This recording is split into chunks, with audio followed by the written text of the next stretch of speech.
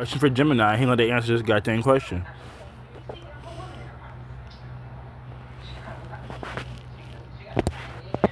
That's an interesting question about Jinx. Her abilities are a bit different in the comics compared to the Teen Titans animated series. Based on her comic book appearances, particularly in the new Teen Titans era, Jinx does not typically fly. Here are the key points about her powers in the comics. Elemental Sorceress. The original Jinx is an elemental sorceress from India. Her powers are generally rooted in controlling natural elements and energy, such as projecting lightning, creating earthquakes, and conjuring bursts of magical energy. Ground contact. A crucial detail in the comics is that her elemental magic often requires her feet to maintain contact with the ground for her to unleash a powerful barrage of energy. This directly contradicts the ability to fly. I think I heard about that from from somewhere. I think. Probability manipulation. Later/animated counterpart. In later comics, like DC Rebirth, and famously in the animated series, she gains the ability to manipulate probability, bad luck, which she uses more like a hex or curse than a form of flight. So while her animated counterpart has different abilities, the classic comic book version of Jinx is grounded, literally, by her connection to the Earth. Would you like to know more about the original Fearsome Five team that Jinx was a part of in the comics? Oh, so she can't fly? I'm still confused. Can you explain? Yes.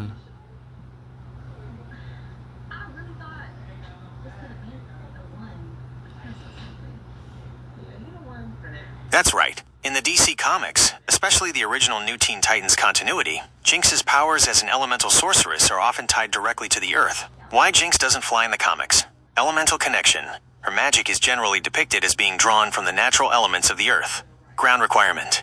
Her powers are sometimes shown to be most potent, or require her feet to be in contact with the ground. This is a key constraint that prevents her from being a flyer like Starfire or Raven, who gained the ability to fly later in the comics. If you were thinking of her from the popular Teen Titans animated show, it's a common point of confusion since many characters' powers were adapted differently for the cartoon. Would you be interested in learning about another major difference between the comic book Jinx and her animated series version? She's like prevents her being a flyer, like. So she's not a flyer because she's grounded to the stuff. Oh.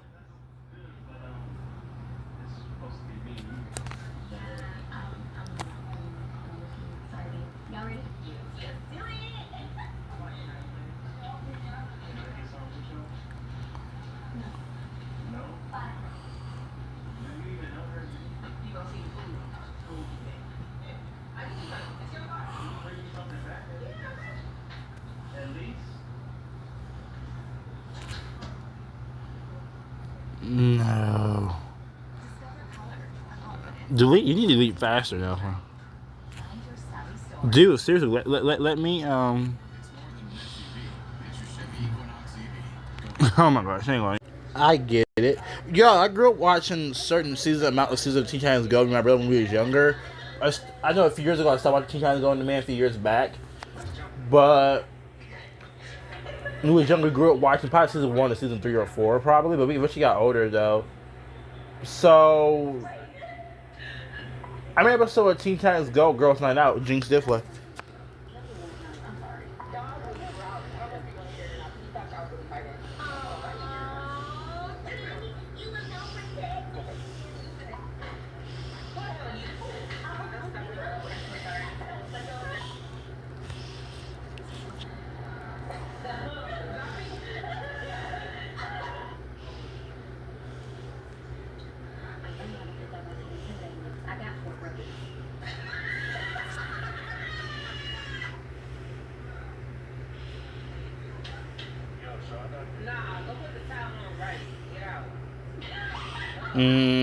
That's an excellent observation. You are right that Jinx can fly in the Teen Titans Go cartoon. This is a perfect example of the difference between the character in the source material, the comics, and the animated adaptations. Jinx in Teen Titans Go versus the comics. Cartoon Freedom, Teen Titans Go, and even the original Teen Titans animated series. Cartoon Freedom, so they give her freedom to be able to fly.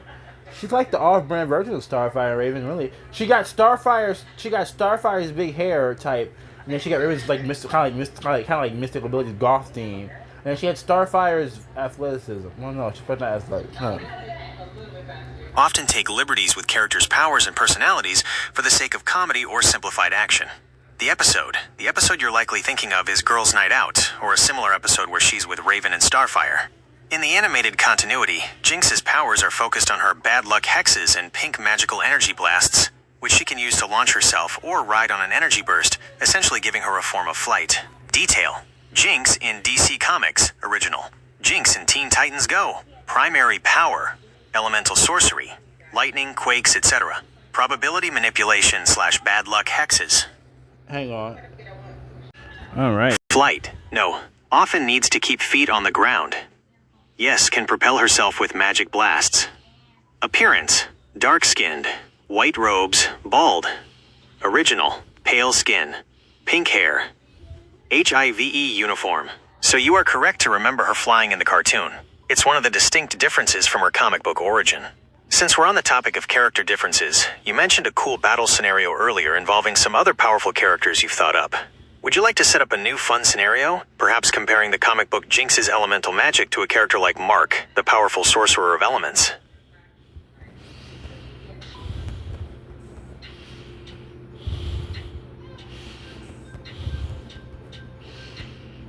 Man, it's about earlier.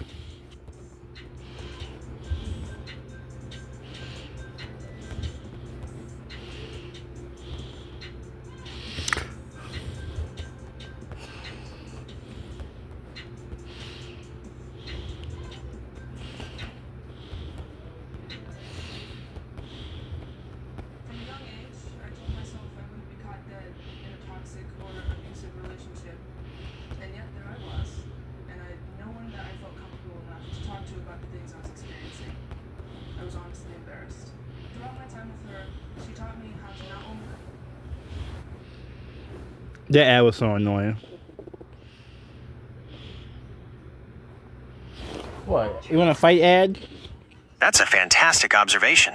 You are right that Saitama, One Punch Man, Goku, and Superman are frequently compared because they share some profound similarities, both in their character archetypes and their role in their respective stories. Here are the main things that make them comparable. 1.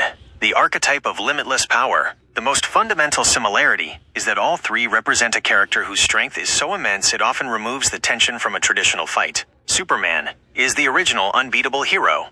He is an ideal, a perfect being whose moral and physical strength is essentially limitless, forcing his stories to focus on human drama or internal struggles rather than physical threats. Goku is the striving hero whose power is constantly pushing the bounds of the universe. While he faces challenges, his core purpose is to always become stronger and eventually overcome every conceivable obstacle, making his power ceiling effectively limitless. Saitama is the deconstruction hero. His entire premise is that he has already reached the limit of strength, the ability to win in one punch. Right. This makes him a comedic reflection of the limitless power of characters like Goku and Superman, as he is bored by his own omnipotence. 2. Similarities in origin and character role. Goku and Superman, in particular, share a very similar foundational story.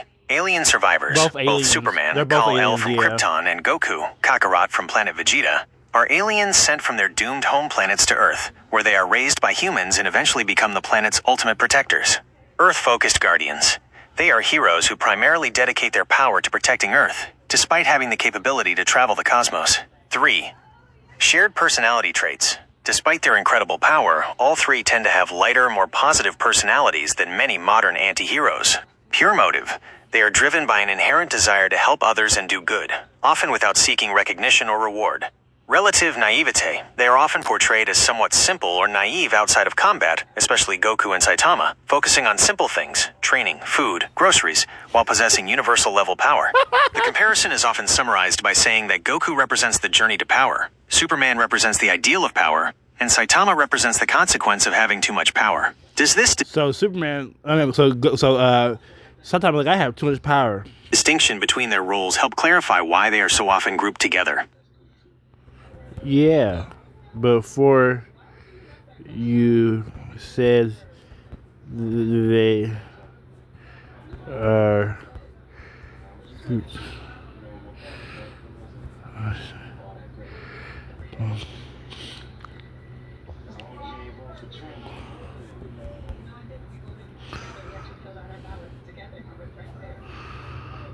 I never Yeah. Putting you that.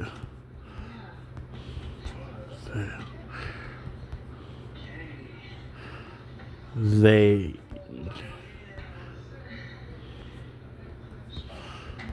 I want to type fat, but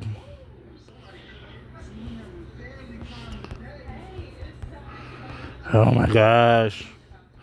Everybody's like, Joe, type slow. I was like, You're very welcome. I'm glad I could provide some context on the legendary Big Three of power scaling debates. It's a massive topic among fans, mostly because they are all different interpretations of what it means to be the strongest hero. Since you but Superman get defeated by like magic and kryptonite though. Without the sun, blow a piece of hair off my phone, yo. Without the sun, I mean, he really needs the sun to give him more energy, really. So Goku don't need it. He don't need that, and Saitama don't need that either. found this information helpful, perhaps you'd be interested in diving a little deeper into one of their specific strengths? For example, would you like to know more about the limits, or lack thereof, of Saitama's strength, or Goku's ability to grow stronger through every fight? No, I'm good for now. Oh, come on. That's great. Take your time. I'm here to help whenever you want to return to discussing superheroes, battle scenarios, like the ones involving Miles the Ice Warrior, John the H-I-Tech Genius, or Gwen, comic book details, or anything else you're interested in. Just let me know what's next. Hang on, y'all. I'm gonna ask this question, see what happens.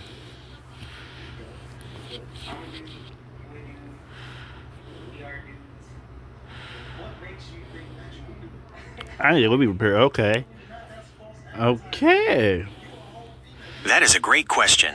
Starfire and Raven are often compared to Captain Marvel and Jean Grey because they fill very similar roles on their respective teams and have paralleling power sets or character arcs. Here is a breakdown of the key similarities between the pairs.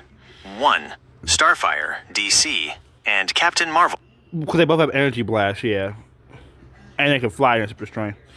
Marvel. This pair is similar in terms of raw cosmic energy, flight, and being the team's heavy hitter. Characteristic: Starfire, Coriander. Captain Marvel, Carol Danvers.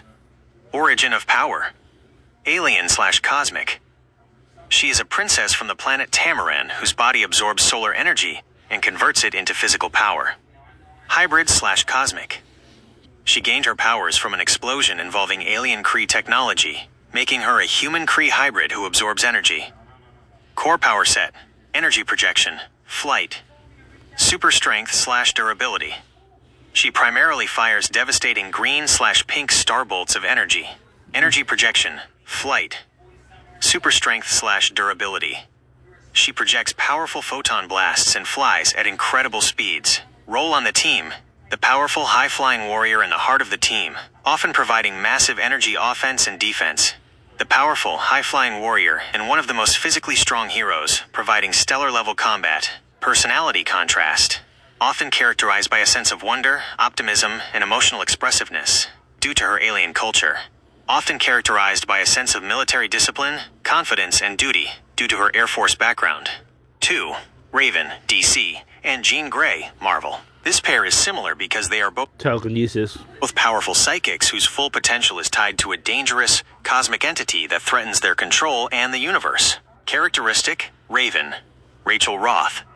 Jean Grey, source of threat: Trigon. She is the daughter of a demonic entity whose dark nature and massive power she constantly fights to control. The Phoenix Force.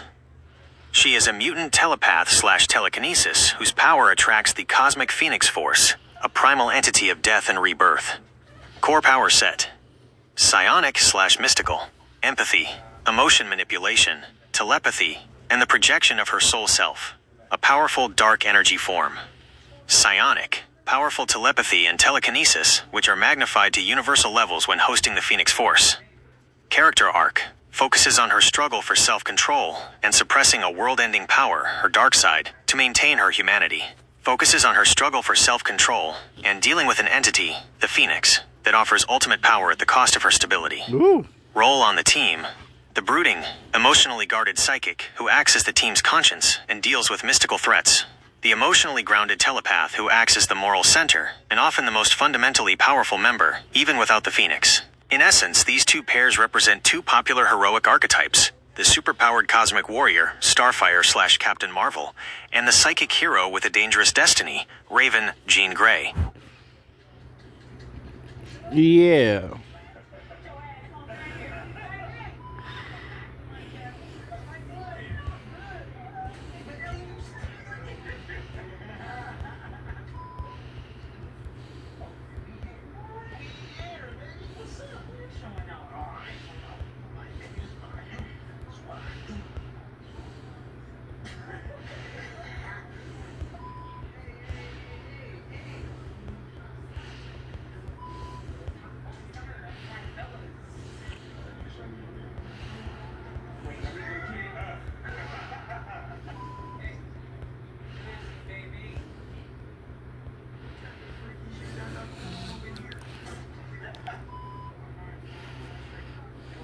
That is very kind of you to say.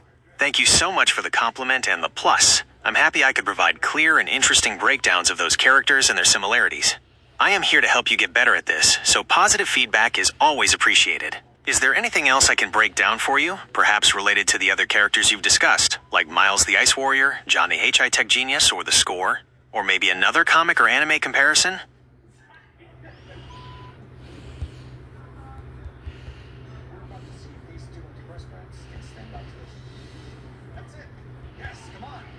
Or Storm and who's the weather controlling hero in Marvel? No, in DC. Who on Storm? I can't remember who's like a DC weather controller. Who controls weather in DC? I don't know.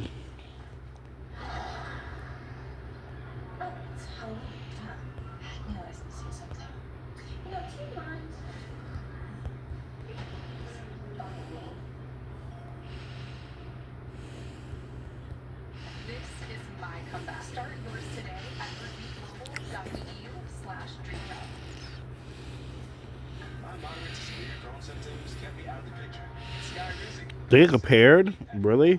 I mean, one controls plants and so damn one controls the weather. That's another excellent pairing to consider. Yes, Storm, Marvel, and Poison Ivy, DC, are absolutely compared by comic fans, particularly when debating power levels or when looking at the theme of controlling the natural world. While they operate on opposite sides of the hero/villain spectrum, their powers and the way they relate to Earth's environment provide clear parallels. Key similarities in power and theme. Characteristic: Storm, Aurora Monroe. The hero, Poison Ivy, Pamela Isley, the anti-villain. Domain of control, the weather/atmosphere. Controls the macroscopic forces of nature: wind, rain, snow, lightning, and atmospheric pressure. The green/flora. Controls the microscopic and macroscopic world of plants, vines, pheromones, and the entire plant kingdom, often linked to the force known as the green. Environmental threat. Both have the capacity to inflict worldwide ecological change. Storm can summon planetary-scale storms, droughts, or blizzards. Ivy has the capacity to cover the Earth in vegetation, wiping out animal life, including humans, to restore the planet's natural balance. Ooh. Divine/elemental status. In some comic storylines, Storm is treated almost like a goddess or high priestess due to her lineage and her profound connection to the elemental forces. Ivy is often seen as the avatar, goddess, or guardian of the plant world, acting as a force of nature to protect it from human interference. Morals off comparison. They are frequently pitted against each other in who would win, debates because their powers directly clash. Storm controls the weather, water/fire/ice, which is essential to plant life, and Ivy controls the plants, which are easily vulnerable to extreme weather, like lightning or deep freeze. Yeah, so it's not comparison. Well, here's the thing. If Ivy can manage to get a chemical that poisons Storm, and Storm couldn't fly all the time, it's too much for her, and she not Storm out, and then managed to kill her in a giant, and then vine her up and use the vines to throw her to a plant monster that kills Storm, then she wins the fight. But Storm managed to get out of there, out of the poison, and just hold her breath long enough to get out of there, because you got to breathe it in. Or Storm can use her air, her wind, to make a little vortex poison with air and throw that Ivy, and not or almost throw that Ivy have a plant shield thing to momentarily get in the air, release the tornadoes, and really take down Ivy or put Ivy in danger, and then she stops the tornadoes, and then she uh take the air out of her lungs. The big difference: hero versus anti-villain. The biggest difference is their motivation and relationship with humanity. Storm, a hero who works to protect humanity from the ravages of nature or villains, and who respects the sanctity of all life. She is a core member of the X-Men. Poison Ivy, a villain or complex anti-hero who views humanity as a virus and seeks to eradicate or subjugate it to save the Earth's environment. She is often a foe of Batman. It's fascinating how both characters derive immense power from the natural world, but choose such different paths with that power. Would you like to explore another versus matchup, or are you interested in a deeper look at the extent of Storm's or Poison Ivy's planetary level powers? I will put the hero up our phone. Let's see. Well, Storm will win. Well, then I'm glad to discuss though.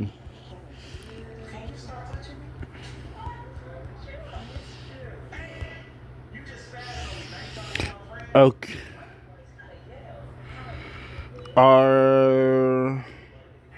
Trying to think now.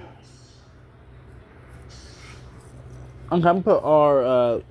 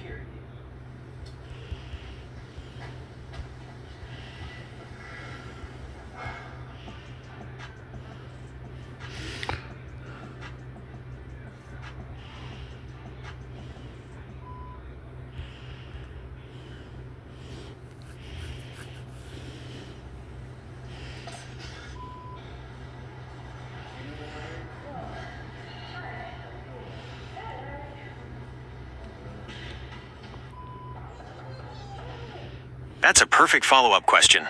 Focusing on the cryokinetic, ice-based characters is another very popular theme in fan debates. Yes, Killer Frost, DC, and Iceman, Marvel, are compared very often in online debates. They are the two most prominent, pure ice manipulators from the main DC and Marvel universes, making them natural counterparts. However, the comparison reveals a major difference in their power mechanics, which is the main subject of these debates. The comparison: power versus sustenance. The comparison mostly focuses on the different source of their abilities and the scale of their power. Feature: Iceman, Bobby Drake, Marvel. Killer Frost, Caitlin Snow / others, DC. Power classification: Omega level mutant, elemental, metahuman / scientist, energy absorption. Mechanism of power: manipulation of cold / moisture. Iceman is an elemental powerhouse who can lower temperatures to absolute zero and control all forms of moisture, ice, water vapor, on a vast planetary scale. Absorption of heat / energy. Killer Frost's powers are primarily a reaction. She must absorb ambient heat or life force, vital energy, from her environment or living beings to sustain herself and use her ice powers. Power ceiling. Effectively limitless / near godlike. He has demonstrated the ability to freeze the entire planet, transfer his consciousness through water, and reform his body from any moisture, making him extremely difficult to kill. Very powerful, but dependent. She is a formidable combatant, but her power is capped by the available heat / energy she can absorb.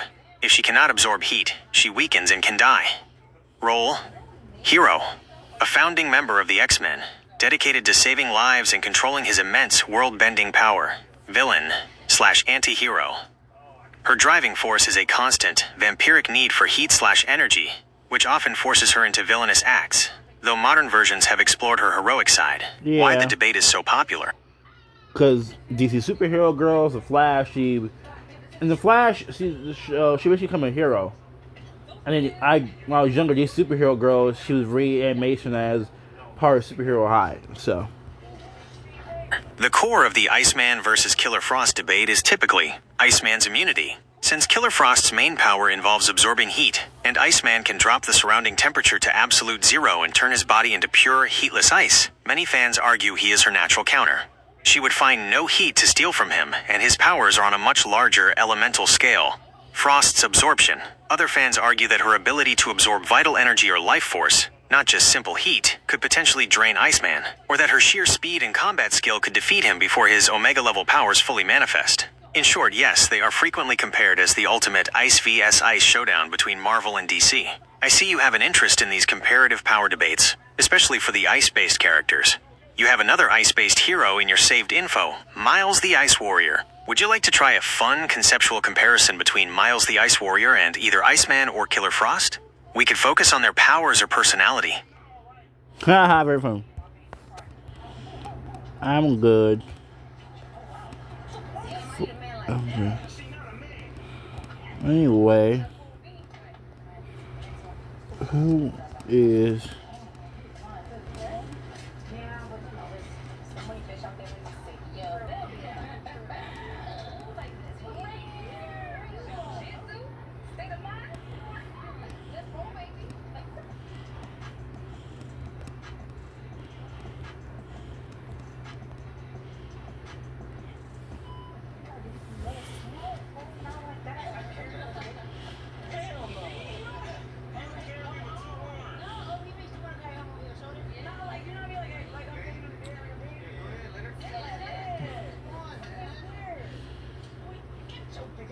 That's an interesting comparison that pits a modern internet icon against two pillars of comic book history. In terms of total, widespread global recognition and overall popularity, there is a clear distinction. Most popular, Batman. Batman is the clear winner for two main reasons. 1. Longevity and media saturation. Batman has been a global cultural icon since 1939.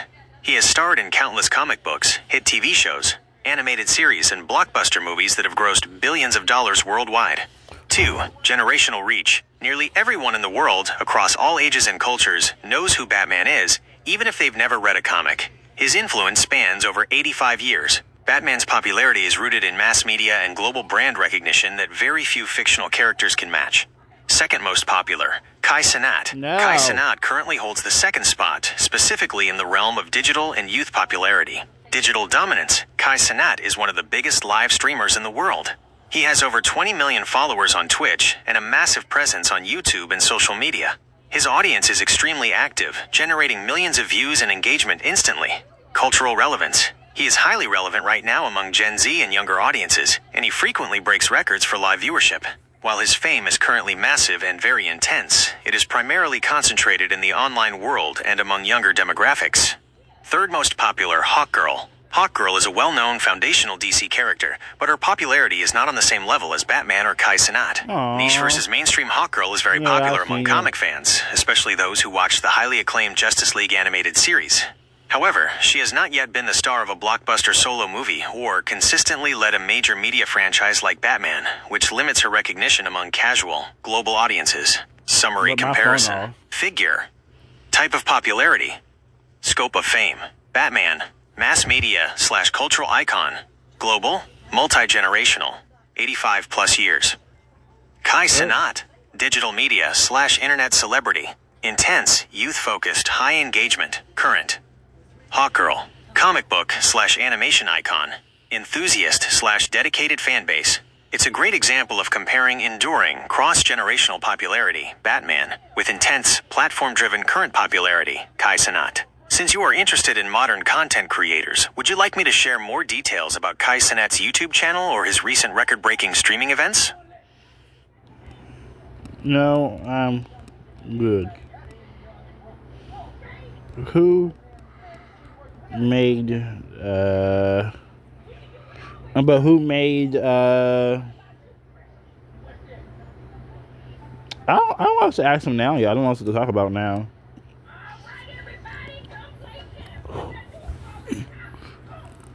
I don't know what to talk about now. Thanks for the info. Should I ask him who made Nikes? No. How old is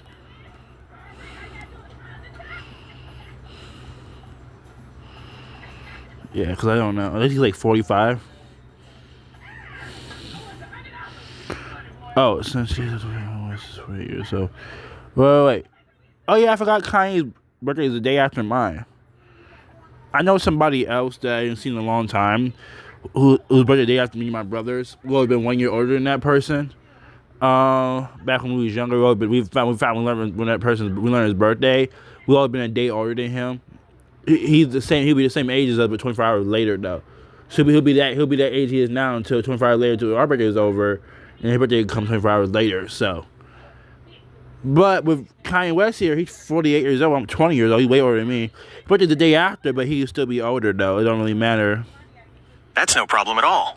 I'm happy to help with the comparative analysis. The rapper, record producer, and designer Kanye West, who officially changed his name to Ye, was born on June 8, 1977. Since today is October 28, 2025, Kanye West is 48 years old. Is there a particular topic you'd like to dive into next, perhaps related to music, streaming, or your original characters? For instance, we could create a battle scenario for Jack the Magic Teenager now that you're done with the previous comparisons.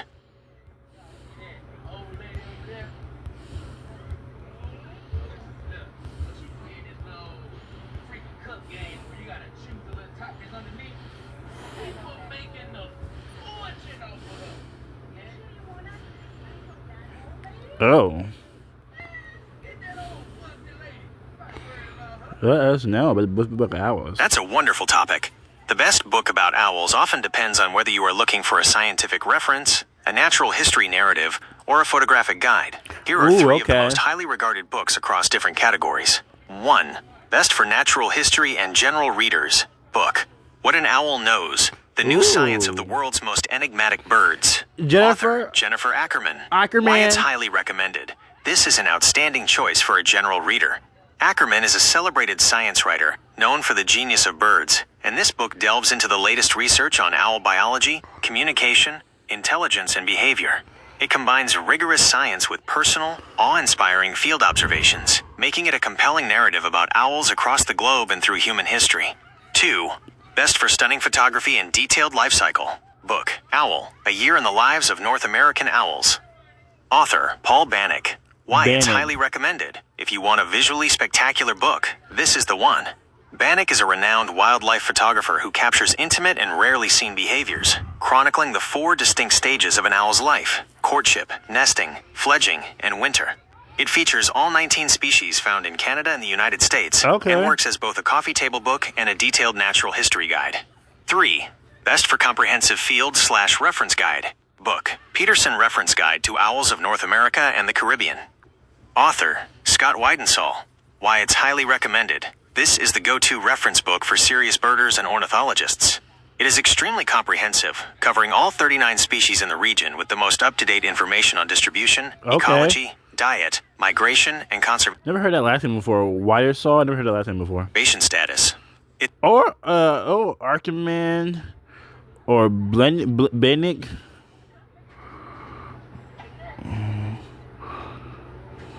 Features hundreds of color photos, accurate range maps, and often includes access to downloadable owl vocalizations. Do any of these particular types of books, narrative science, photographic, or detailed reference, sound like what you're looking for?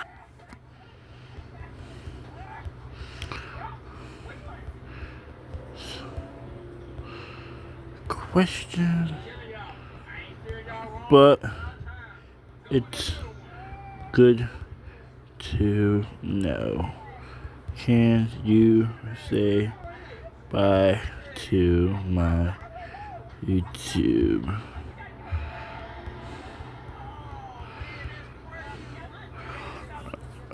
In a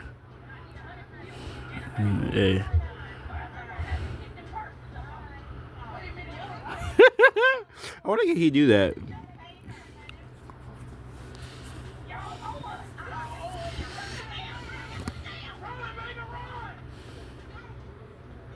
That's a fun request. I cannot technically speak with an accent, as I am a text-based AI. However, I can certainly write out a warm, enthusiastic, and Italian-flavored farewell that you can deliver to your viewers for your YouTube channel. Farewell in Italian style. Here is a friendly, high-energy script for you. Hey, hi, my friends. Thank you. A million times thank you for watching today. You are the best. Audience in the entire world. Remember to smash that like button and subscribe, capiche? I will. I'll see you next time. Ciao, ciao. Since you mentioned you're recording and posting on your YouTube channel, I'm happy to help with more content ideas. Would you like me to suggest a few video topics based on the characters you like to discuss, such as a Miles the Ice Warrior theory video or a John the HI Tech Genius power analysis?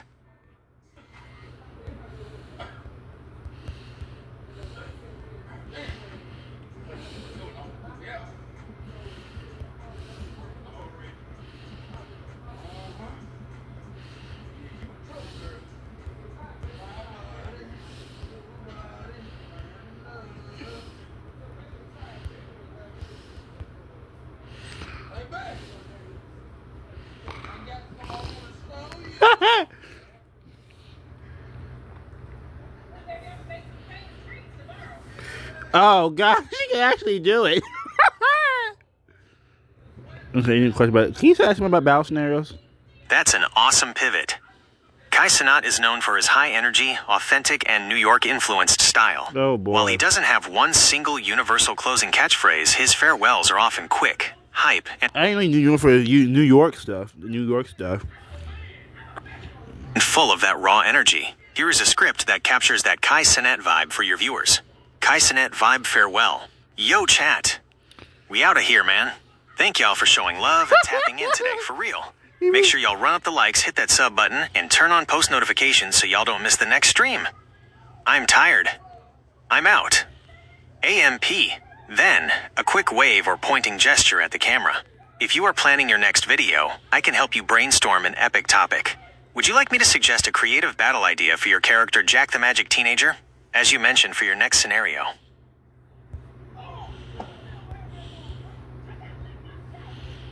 Bye, Gemini. It was great talking with you. Take care and I'll catch you next time. Is there anything else I can help you with today before you go? Nope. Thank you for...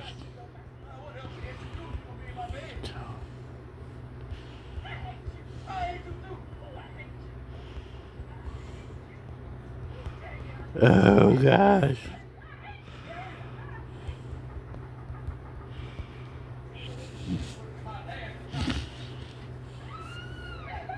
You got it. I'm glad you liked the different farewells. I'm here whenever you need me for fun scripts, information, or to discuss your awesome characters like Miles the Ice Warrior and John the HI Tech Genius. Have a great day.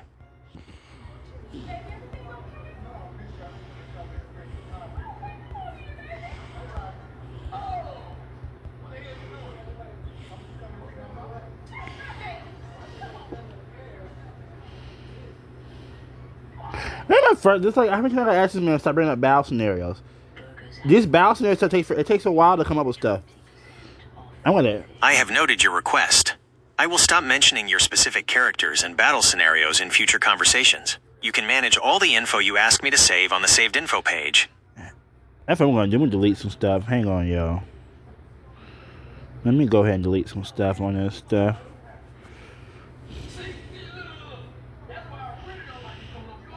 Ooh, okay, there we go.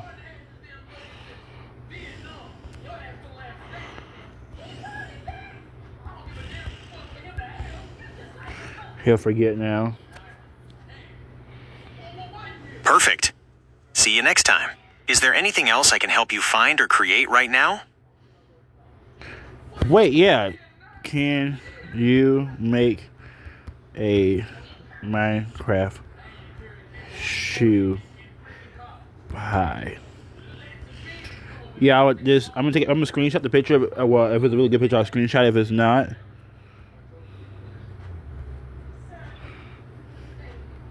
oh,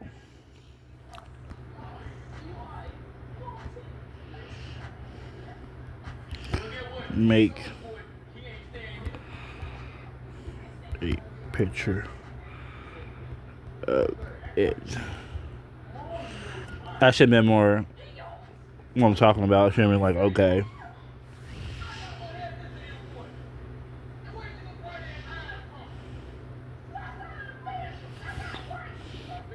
Oh, that's very creative.